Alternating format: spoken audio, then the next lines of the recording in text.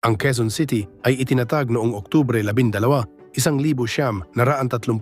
sa bisa ng Commonwealth Act No. 502 sa panahon ng pamumuno ni Pangulong Manuel L. Quezon, kung saan siya mismo ang nagmungkahing ilipat ang kabisera ng bansa mula Maynila tungo sa isang mas maluwag at planadong lungsod.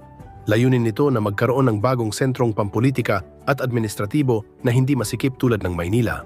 Sa umpisa, ang Quezon City ay binuo mula sa mga bahagi ng Caloocan, San Juan, Marikina at Rizal. Isa itong planadong lungsod kung saan itinayo ang mga pangunahing institusyon tulad ng Quezon Memorial Circle, University of the Philippines, Diliman at iba pang pambansang tanggapan.